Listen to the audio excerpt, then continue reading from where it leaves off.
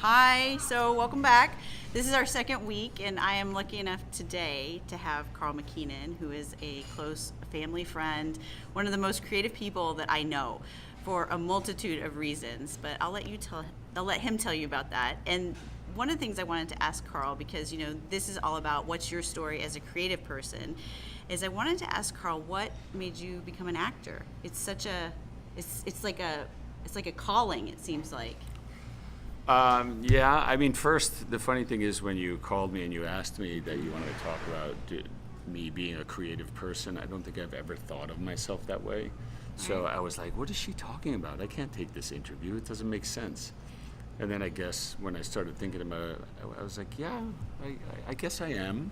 Yeah, you are, because you take somebody's words on the page, which a lot of people that I speak to and that watch this video are writers. Right. But you take those words and you turn them, you embody that character and you turn them into a real person, and that takes a lot of creativity to be able to do that. Yeah, I think for me, like I got into acting, well, first because I was the third child of 4 boys, and I needed my grandmother's attention, so I always tried to make my grandparents laugh, and that was how I knew that was something that was fun, and I enjoyed like making people laugh. So that kind of led me into school to being in chorus and singing, which I was terrible at. But then getting me into the plays that we did at high school, which some of them were musicals, and I wound up getting like every year I would get the leads in the play. So I figured, maybe I can do this,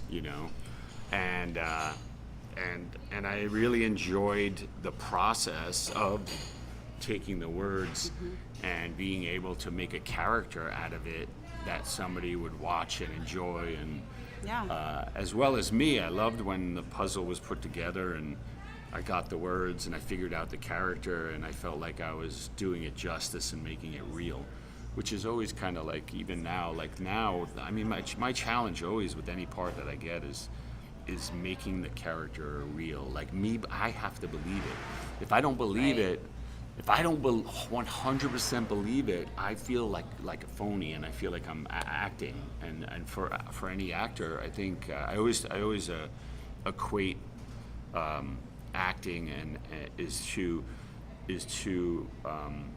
just being, like when you don't think about the words that you're saying, you're just being that character. And so I always think of like a human being. So I always want to be an actor, but I want to be a human being, that character. And when I can reach that, that's when I feel like, okay, I believe I accomplished my job, took the words, made the character as believable as I could. So that's amazing to me. That sounds almost like magic. I mean, I know, having spoken to actors, that there's a whole toolkit that you guys use to get into that space, but it's truly a craft, and it's amazing that that you can actually inhabit somebody else that fully and put yourself kind of to the side to do it. And it's weird that I love like the crazy characters and the murderous characters better, and I don't know why. Like I feel like I get in touch with that character more. And I don't know why. And I feel like I'm a nice person. You are a nice person. But I play really bad people. I love that the most. I wonder if it's the stretch. Like somehow in stretching to become that character, it's such a stretch that you have to really be all in to be able to inhabit someone like that. Yeah, yes. I do like that challenge. I think that's like part of the acting part that I love is the challenge. I love challenging myself to do this thing, because it really scares me. Like every time I get a part, I'm scared of it. I'm afraid of it. I look at the words. I'm like, how am I going to be able to do this? And then the audition and being judged by the people, and then getting the part and being judged by the crew, and then finishing the part and being judged by the people.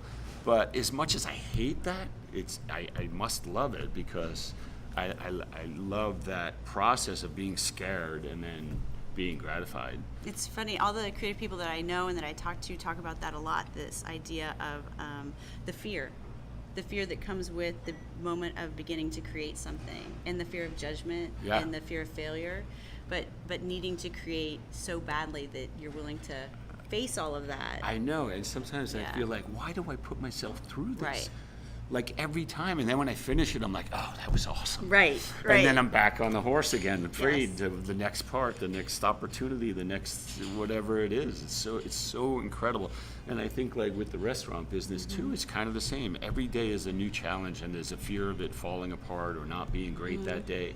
And as much as some days are so hectic and crazy, when I wake up the next day or when I go to bed and I know that I got through it and I accomplished it, and maybe a couple of things went wrong, but overall it was a great day, and then the next day is like start all over again. So. Well, and the thing is that's so interesting is that you have been able to manifest your creativity in more than one way, because not only do you act, but you came up with a concept that is kind of this spectacular, out of the box, award-winning concept for a restaurant that is so successful in Los Angeles.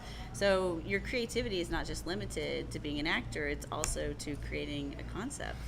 Yeah, I think like that is associated to my life. I've been in the restaurant business since I was like 15 years old. I was washing dishes, and then I was an assistant cook, and then I worked at Burger King, and then I came and I worked at Sizzler when I was here for 7 years, and then I learned how to bartend and managed, and like so. And then I used to be such a picky eater when I was a kid. My parents used to hate me because I wouldn't eat anything. I would take a piece of steak and chop off every little fat till there was one bite left. Right. I would put hot dogs in my mouth and then go to the bathroom and spit them out in the toilet. I wouldn't eat anything. My parents hated me, and now I love food so much, and I want to try everything. It's funny. There's really a crossroad of when the day that it happened for me, and it's interesting because it's the two things that I love.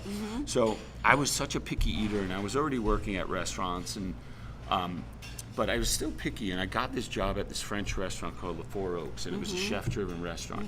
And at lunchtime, there was only me and a busboy and the kitchen people that were serving because it wasn't that busy.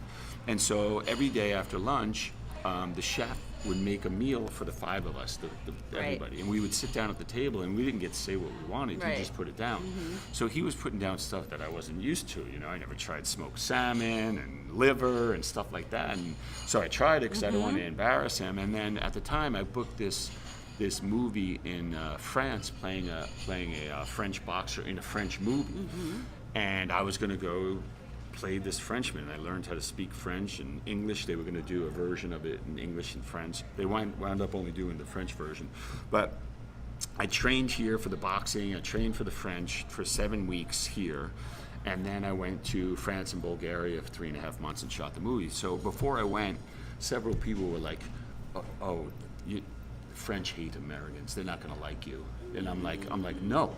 In my mind, I was like, no, I'm not going to let that happen, Right. And I said, I'm going to go there. I'm going to go with an open mind. I'm going to try everything because I want them to know that it's me. I'm just a person. I'm not an American. I'm not anybody. I'm just me, and I'm a good person. And so I went there, and every restaurant I went to, I would try. I tried blood sausage. I tried brains. I tried horse. I tried everything. Not that I liked it, but I tried it, and I opened my mind because it was an international cast too, so I was open to everybody, which I wasn't necessarily familiar with either. And like just opening my brain for that film just opened my brain for life, and that's when I started to try different food and really have a passion for food because I love food. And so like the Local Peasant came out of that acting job to be able to understand the variety of food and understanding the creativity of the way the French did stuff and what I liked. And so yeah, that was a big crossroad, that movie, because it really intertwined the food for me and acting. Yeah, for sure. And as a person too, to be a better person with opening my mind. So what's next? What are you working on now? What's next for you, acting-wise and restaurant-wise? Well, restaurant-wise, we have the two Local Peasants, one in Sherman Oaks and one in Woodland Hills, that are doing really, really well. I'm so blessed with that. And then hopefully we have room for another concept here in Woodland Hills that I don't know exactly what we're going to do. It's kind of changing and morphing a little bit with the neighborhood. But there'll be something else that we're going to be working on probably within the year as far as the restaurant goes. And then as the acting goes, right now I'm working on a TV series called Strange Angel, and it's on CBS All Access, and I have a recurring role on it.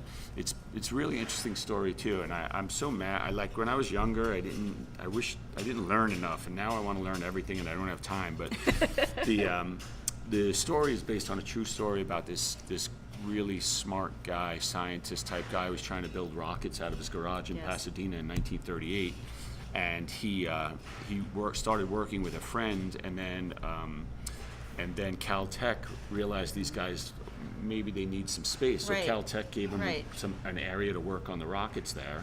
They wound up getting kicked out because they were a little crazy. One of the guys got involved in a sex cult, and this is all based on a true story, yeah. And L. Ron Hubbard wound up stealing his wife, and Howard Hughes is a part of this whole story. And then I wind up being one representing the United States, where I realized these guys might be onto something with developing a jet engine. Yeah. And so I get to know them, and I get money from the government to help them build the Jet Propulsion Laboratory, which is a big part of the United States government to this day. Yeah.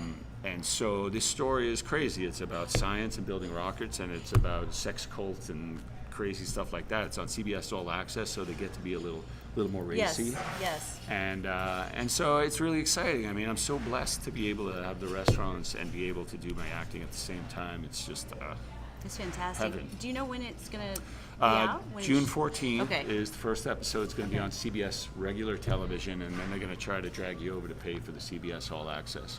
And so then there'll be 9 more episodes. I start in the 4th episode. They didn't really give me as much as I wanted to do, but also they only did 10 episodes. They're hoping to do another season. I think my character will come out a little more in the next season too, so we'll see. Thank you for sitting down with me. Yeah. I can't thank you enough. Thank you. Okay.